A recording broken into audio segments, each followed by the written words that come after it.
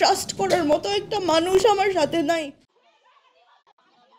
নারায়ণগঞ্জের সোনারগাঁয়ে হামলার শিকার হয়ে আহত হয়েছেন এক সময়ের জনপ্রিয় চিত্রনায়িকা পারভিন সুলতানা দিতির কন্যা লামিয়া চৌধুরী। শনিবার দুপুরে সোনারগাঁও পৌরসভার ৬ নম্বর ওয়ার্ডের দিয়াপাড়া এলাকায় হামলার শিকার হন তিনি। দিতির কন্যা লামিয়া জানান, বাবা মা মারা যাওয়ার পর মায়ের রেখে যাওয়া সম্পত্তি ভোগ করতে পারছেন না তিনি। আমাকে বুদ্ধি দেওয়ার আমার লাইফে আমার একটা মুরব্বি নাই, আমার বাবা মা নাই, এবং ট্রাস্ট করার মতো একটা মানুষ আমার সাথে নাই।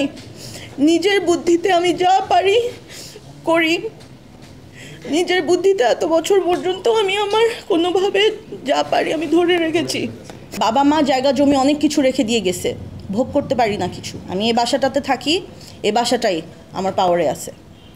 এর বাইরে আমার কোনো জায়গা থেকে, কোনো বিল্ডিং থেকে, মানে আমি যেটা আমার পাওয়ার কথা এগুলো আমরা কিছু পাই না। আর এটা আমি ফাইটও দিতে পারি না, কারণ আমি একা মেয়ে, আমি এগুলো তো শিখিও না। আমার বাবা মা আমাকে অন্যভাবে বড় করেছে, আমাদেরকে যেভাবে করে বড় করেছে, আমি তো গুন্ডামি শিখি নাই। প্রায় ৯ বছর আগে মারা যান লামিয়ার মামা টিপু সুলতান। তবে তার পরিবারের সাথে অভিনেত্রী দিতির কেনা জমি নিয়ে লামিয়ার সঙ্গে বিরোধ চলে আসছিল। এ নিয়ে আদালতে একটি মামলাও চলমান রয়েছে। এ নিয়ে শনিবার মামার বাড়িতে সালিশ বসানো হয়। ওই সময় উভয় পক্ষের মধ্যে উত্তেজনা তৈরি হয়।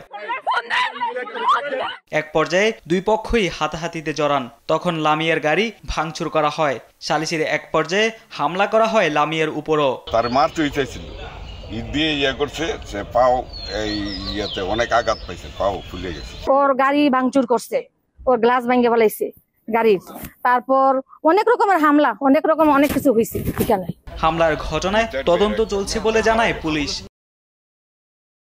সালিশ বিচার চলার মাঝখানে কি হয়, উত্তেজনা হয়। উত্তেজনা হওয়ার পরে ঘটনাস্থল ত্যাগ করার সময় তার গাড়িতে কি হয়, ওই পক্ষ ইট বা নিক্ষেপ করে, বুঝছেন, গাড়ি ক্ষয়ক্ষতি হয়।